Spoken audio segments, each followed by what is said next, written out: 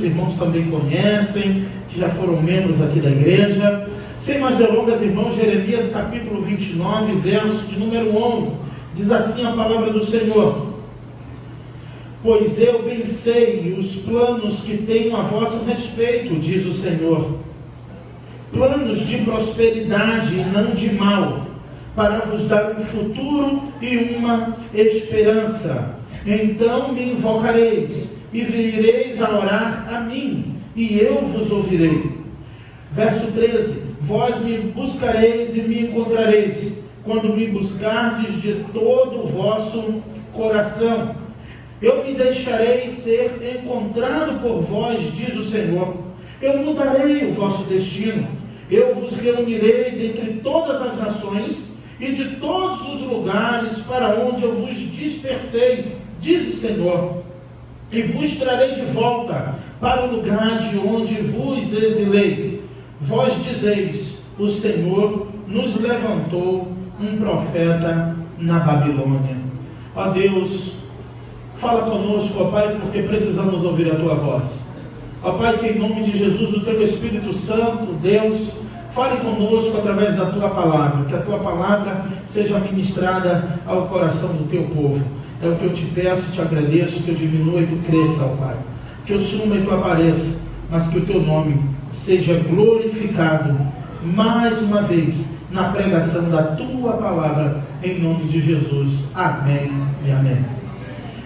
Irmãos, aqui estamos diante de um texto onde Deus decide abençoar o seu povo.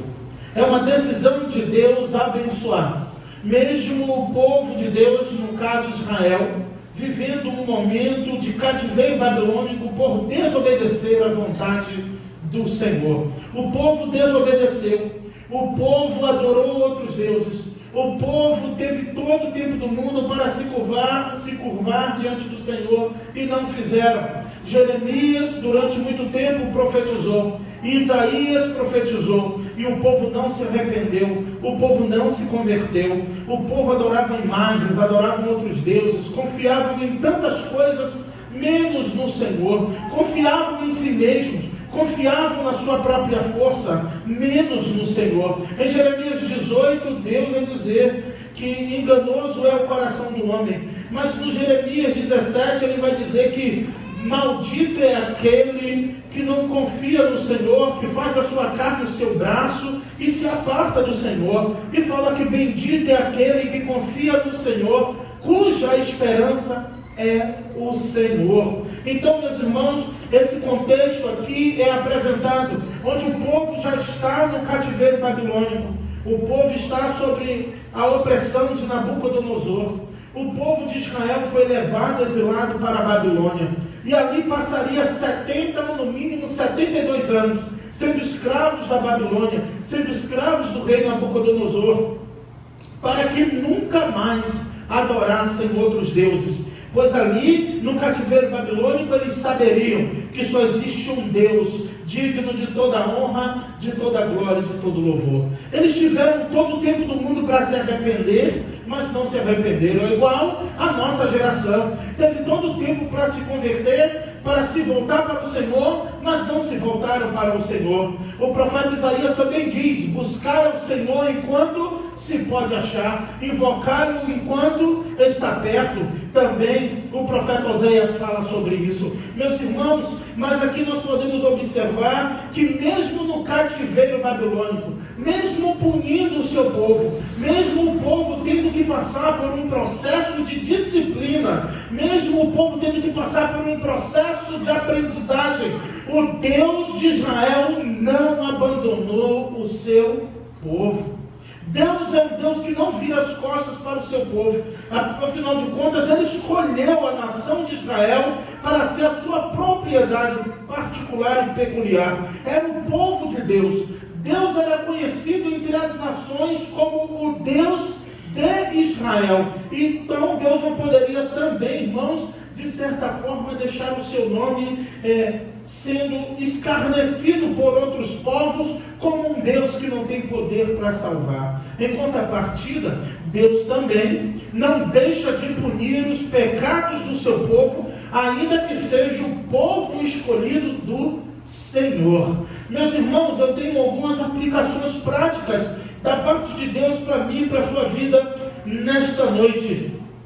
Quando Jeremias envia esta carta para a Babilônia, e na Babilônia para ser lida entre o povo de Israel, era para dar uma esperança àquele povo, era para trabalhar a alegria no coração daquele povo, pois agora eles já estavam desesperados, eles já estavam sem esperança, agora eles estavam cativos, eles não sabiam o que iria acontecer com eles. Nesse mesmo momento, profetas e falsos profetas, o qual Deus disse, eu não os mandei profetizar, estavam dizendo que ia passar rápido, que daqui a pouco Deus ia libertar o povo, que era só por algum momento. Deus usa o profeta Jeremias para dizer até o período de tempo que eles ficariam cativos naquele lugar. Eles ficariam 70 anos no cativeiro babilônico. Ali em Babilônia, Deus levantou outros profetas. Outros profetas também foram cativos.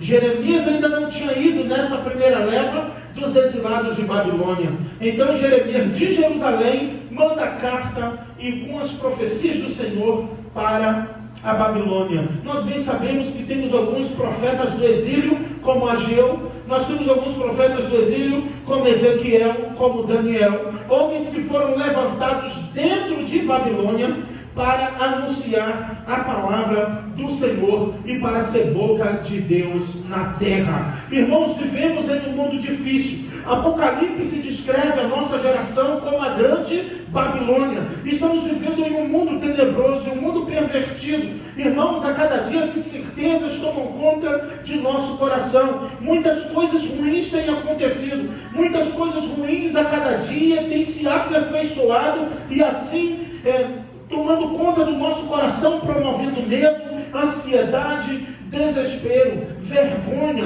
caos, calamidade. É o que estamos vendo dia após dia. Se tem uma coisa, irmãos, que o dia de amanhã já tem garantido para nós, são coisas ruins, coisas más que têm acontecido. Neste exato momento, irmãos, enquanto estamos aqui, na casa do Senhor, na presença do Senhor, tem uma quadrilha maquinando como vai assaltar um banco.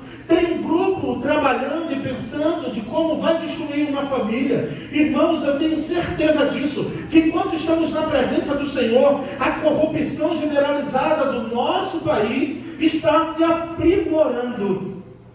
E nós estamos aqui, na presença do Senhor, adorando ao Senhor, buscando a sua presença e buscando a sua face. Portanto, deixa eu te dizer uma coisa.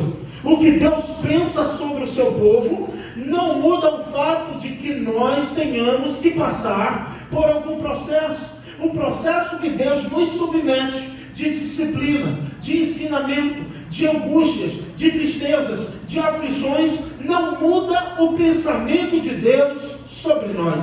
Os homens mudam de pensamento a cada minuto. Os amigos mudam de pensamento sobre nós a cada minuto. As pessoas que estão em nossa volta, um dia nos amam, um dia nos odeiam. Às vezes em fração de segundos. Mas eu quero te dizer uma coisa. Para nossa alegria, Deus é imutável. Nele não há mudança nem sombra de variação. O que Ele pensa sobre o seu povo, Ele não muda o seu pensamento. E o pensamento de Deus é bom, porque Deus é bom. Ele não pode pensar o mal sobre nós, porque isso é contra a natureza de Deus. Deus é bom, é misericordioso e eterna é a sua bondade. Então o pensamento que Deus tem para mim e para você são pensamentos de paz, de bênção, de alegria, de prosperidade. Agora, irmãos, via de regra, não alcançamos os pensamentos de Deus. Não alcançamos os desejos de Deus ao nosso respeito, porque estamos com desejos e vontades que estão contrárias ao próprio Deus. Por isso que é impossível, mesmo Deus pensando, mesmo Deus querendo, nós tomando uma outra direção, nós deixamos de receber aquilo que de fato Deus tem planejado para nós. Meus irmãos, esse povo, o que Deus tinha para esse povo não era o cativeiro babilônico. Assim como o próprio Jesus falou que o inferno não foi feito para o homem, mas para Satanás e seus demônios.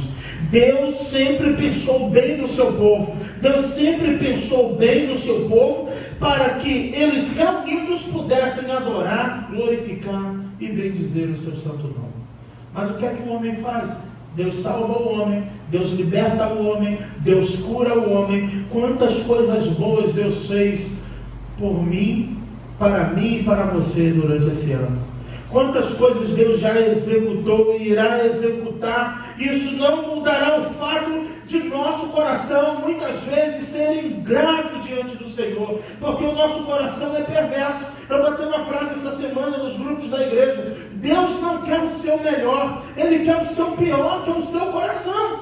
Tem pessoas que pensam que tem um coração bom. As pessoas se iludem pensando que tem um coração bom, mas ninguém aqui, eu desafio alguém a dizer, eu tenho um coração bom. O Senhor disse na sua palavra, enganoso é o coração do homem, e mais perverso do que todas as coisas, quem o conhecerá? Eu, o Senhor, conheço os corações e provo os pensamentos para dar cada um segundo as suas obras. Portanto, meus irmãos, Deus, através do profeta Jeremias, encorajando um povo que estava no cativeiro babilônico, recém-chegados, mas que ainda iriam passar por um processo de 70 anos, eles recebem a palavra: vocês vão passar pelo processo de 70 anos, mas o que eu penso para vocês ainda continua sendo pensamento de paz, pensamento de prosperidade, pensamento de bênção, para dar um fim que vocês desejam. Meus irmãos, devemos exercitar a nossa mente, a nossa fé e o nosso coração com a vontade de Deus. Devemos nos submeter aos pensamentos de Deus. Quantas horas ficamos pensando e pensando no que os outros pensam de nós? Quantos irmãos e quantas pessoas, homens e mulheres, estão semana após semana em um consultório de um psicólogo porque não superou o pensamento que seu pai há muito tempo liberava a seu respeito, ou a sua mãe, ou o seu ex, ou alguém que lhe deu uma palavra tão ruim e que falou pensamentos tão ruins ao seu respeito, que isso de repente pode ter te feito tão mal e causado uma ferida tão grande na sua alma e que muitos não conseguem superar. Muitos vivem um relacionamento traumático, muitos são problemáticos em si mesmos, com doenças psicossomáticas por causa de pensamentos que os outros têm ao seu respeito. Mas eu quero te dizer uma coisa da parte de Deus nesta noite: não importa o que teu pai pensou ou pensa sobre você, não importa o que tua mãe, tua tia, teu irmão, teu amigo pensa sobre você, não importa nem o que o inimigo pensa sobre você, o que importa é o que Deus pensa sobre nós. Eu bem sei os pensamentos que tenho a respeito de vós, que são pensamentos de paz, são pensamentos de bênção. E muitos sofrem pelos pensamentos dos outros. Quantas vezes eu já sofri pelo que pensaram a meu respeito.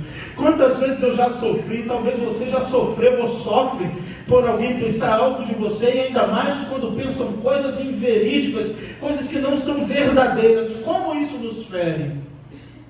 Mas o que importa é o que Deus pensa sobre nós. Devemos exercitar o nosso coração, a vontade de Deus. E Deus está dizendo: a situação está ruim, o cenário está ruim, vai ficar pior, vocês vão passar mais 70 anos cativos, mas eu bem sei os pensamentos que tenho a respeito de vós. Receba da parte de Deus essa palavra, que ainda que você esteja passando por um processo que você tenha que passar, talvez seja inevitável você escapar dessa tribulação neste momento, desse sofrimento, eu não sei da sua vida, Deus é quem sabe, mas eu quero que você saiba que o que Deus pensa sobre o seu povo é pensamento de paz, é pensamento de bênção. Se você quiser, e se Deus, em sua soberania, decidisse responder a cada um nesta noite, eu tenho certeza que os pensamentos de Deus, nenhum seria de destruição, nenhum seria de calamidade, seria de bênção. Senhor, o que tu tens para mim? Eu tenho isso para você, mas você escolhe isso. Essa é a verdade, irmãos, e a dificuldade toda está em nossa própria escolha.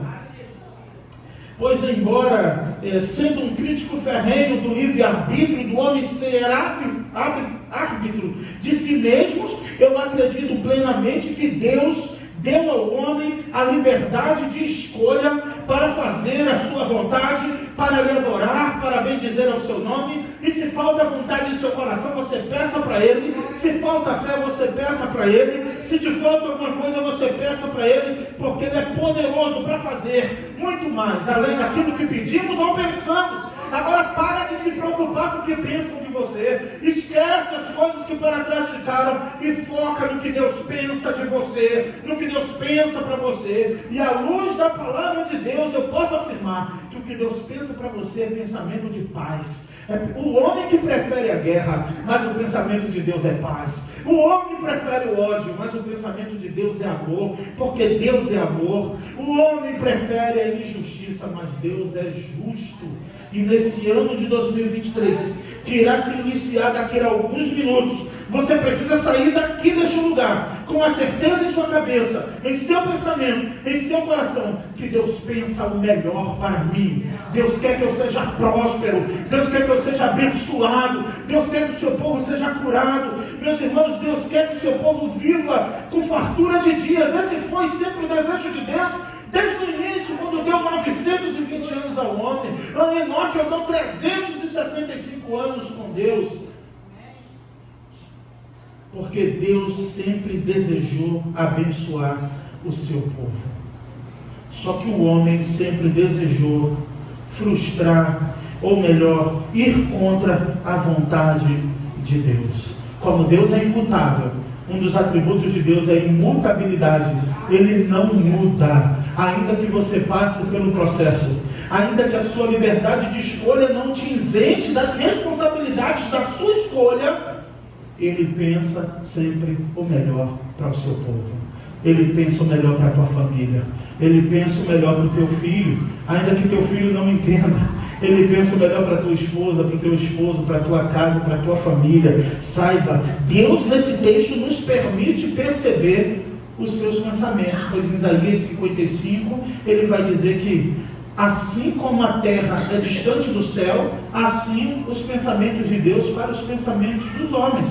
Mas através de Jeremias e o povo na Babilônia, Deus resolveu dizer: eu bem sei o que penso sobre vocês. Não importa se as nações vizinhas estão zombando de vocês, não importa se vocês estão sendo humilhados na Babilônia, não importa se o próprio pecado de vocês lhes colocaram em uma situação de humilhação e vergonha, eu continuo pensando bênção, prosperidade para vocês. Essa mensagem de esperança para a tua vida nesta noite. Saia daqui com essa mensagem de esperança em teu coração, que Deus quer te abençoar. Irmão, se tem uma coisa que Deus quer fazer conosco todos os dias, é nos abençoar. Porque na verdade as misericórdias do Senhor já são a causa de não sermos consumidos, pois as suas misericórdias não têm fim.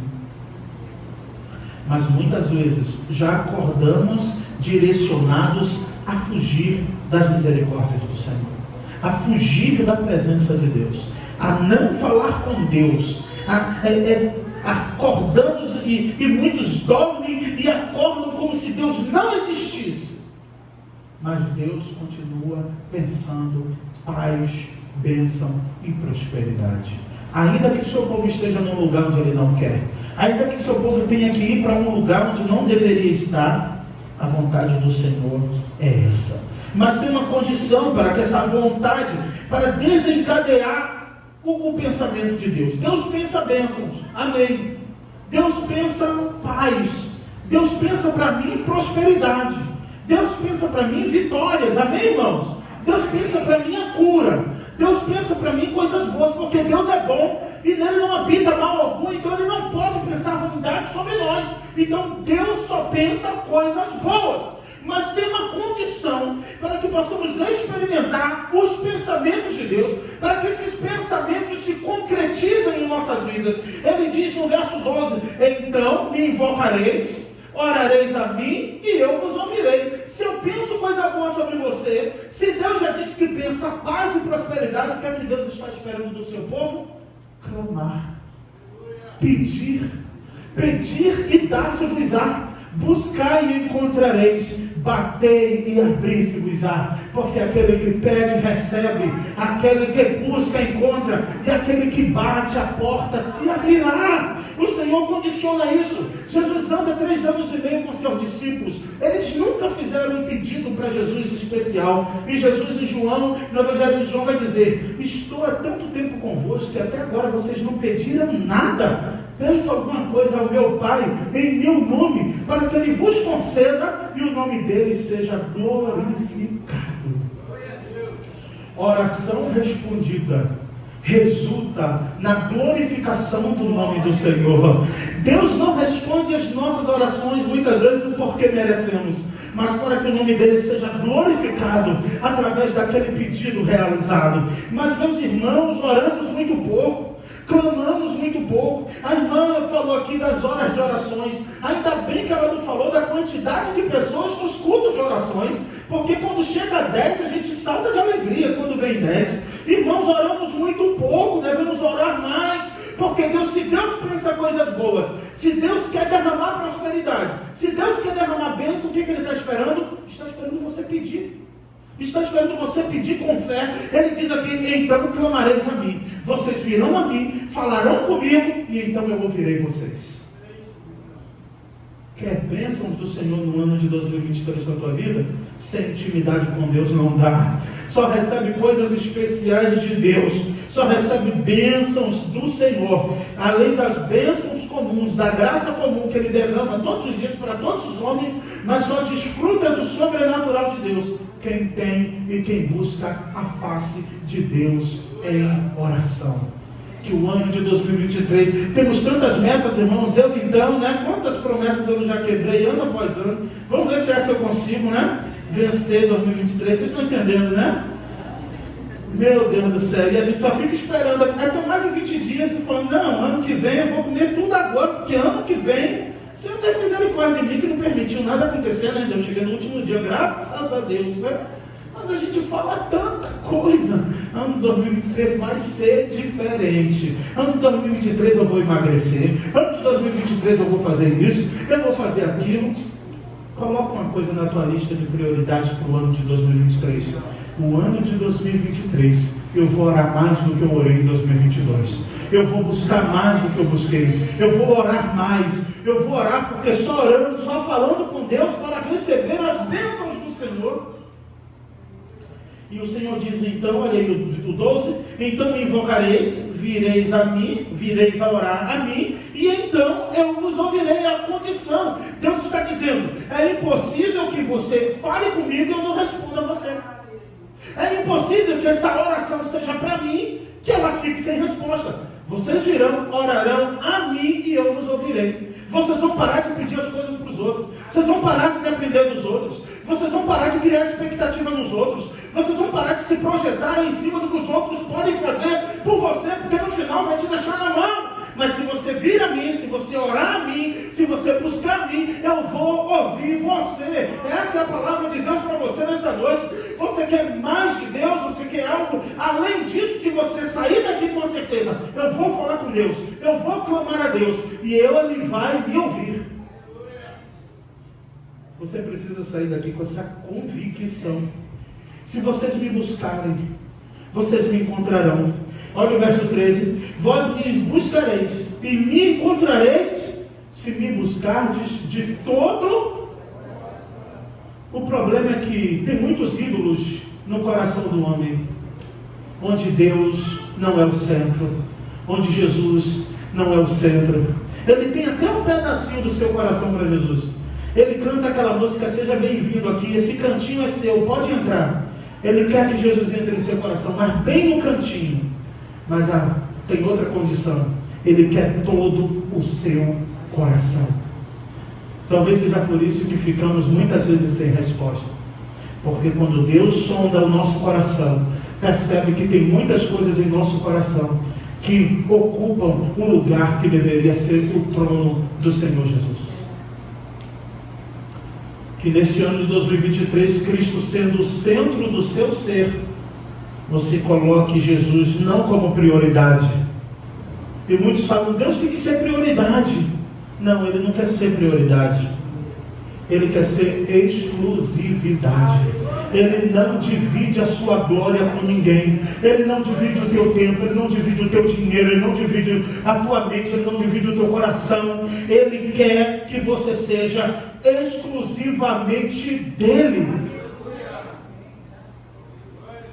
Mas os homens preferem não ser de Deus para ser um pedacinho do mundo. Os homens não preferem se entregar a Deus por inteiro, porque metade dele está no bar, metade dele está no mundo, metade dele está em músicas mundanas, metade dele está na prostituição, um pedacinho dele até quer Deus, mas a sua totalidade ele não deseja Deus.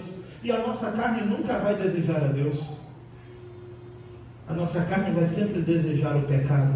Percebe o quão perigosa é essa palavra livre-arbítrio? Eu tenho livre-arbítrio para escolher ir contra a vontade de Deus. Porque para irmos à vontade de Deus, só o Espírito Santo nos conduzindo e nos levando até a sua presença. Pois Ele nos tirou do império das trevas. Ele nos tirou do império das trevas e nos trouxe para o reino do Filho do seu amor. Que Deus nos abençoe, irmãos. Eu vou caminhar para o fim. Não costumo pregar com tanta brevidade, mas preciso avançar por causa da hora. Meus irmãos, podemos observar claramente no verso 14, Deus dizendo: se vocês me buscarem, é o seguinte: homem nenhum consegue encontrar a Deus com seus próprios esforços. Nem teologia, nem mestrado, nem doutorado, nem PhD. Ele pode fazer 15 viagens em Israel e voltar. Ele não conhece a Deus. Ele pode ler a Bíblia de ponta a cabeça, mas ele só conhece de Deus o que Deus resolver revelar. É pretensão do homem estudar um pouquinho e pensar que sabe mais de Deus do que o outro. Mas na verdade, um homem de oração, uma mulher de oração, conhece mais Deus do que muitos PhDs em teologia. Porque ele busca e Deus se revela. Livros não revelam a Deus. Uma sala de seminário não revela a Deus. Mas um joelho dobrado, você encontra Deus. Uma mente curvada, um coração voltado para Deus. Ele diz: se vocês me buscarem, eu me deixarei ser achado por vocês. Se vocês me buscarem, eu vou aparecer. O homem olha e talvez você pense assim: como que eu vou achar Deus? Olha a minha vida como está. Olha essa situação, parece que não tem solução. Como que eu vou encontrar Deus? Talvez você pense: não, pastor, isso é porque o senhor não sabe o que eu fiz. Talvez eu nem mereça encontrar Deus. Você não sabe o que eu estou passando. Eu quero te dizer uma coisa: se você buscar Deus, ainda que agora você não esteja vendo Deus em lugar nenhum, talvez você só está vendo calamidade, talvez você só está vendo coisas ruins, você ainda não conseguiu ver a Deus. É porque Deus só se revela para quem busca e quando busca. Deus não fica se oferecendo em qualquer esquina como pecado. Deus não aparece em qualquer bandeja como pecado. Ele está em seu alto e sublime trono. Mas Ele diz: clama a mim e eu responder-te-ei e anunciar-te-eis coisas grandes e firmes que tu ainda não sabes. Então, talvez você ainda não esteja vendo o Senhor. Talvez as águas estejam turvas. Mas Ele diz: se vocês me buscarem, eu me deixarei, ou seja, eu vou aparecer para vocês. Eu me deixarei ser achado por vós. Vocês vão saber, verso 15, que Deus levantou um profeta neste lugar, no meio da Babilônia. Olha o amor de Deus, olha o cuidado de Deus. No meio do castigo, no meio da disciplina, Deus levanta profetas para dizer: eu penso paz, prosperidade e desejo dar um futuro para vocês. E sabe qual é o futuro que Deus tem para mim e para vocês, irmão? A sua glória. O futuro que Deus tem para mim e para você é o reino dos céus. Não é neste mundo onde a traça e o ladrão mina e corrói. O que Deus tem para nós é muito mais. Que o ano de 2023 seja um ano que você encontre Deus. Encontre a Deus de joelhos dobrados. Encontre a Deus orando. Eu sei, você tem várias metas, você tem várias conquistas, eu sei, concursos, estudos, provas, trabalhos, promoções, amém. Mas põe na sua lista como ponto de exclusividade: buscar ao Senhor enquanto se pode achar, invocai-o enquanto está perto. E nesta noite eu afirmo a vocês que Ele está neste lugar. Invoque ao Senhor, fale com o Senhor, E agora vamos participar da mesa do Senhor neste momento, onde iremos romper este ano na presença do Senhor, com a graça do Senhor, na mesa do Senhor. Amém, irmãos?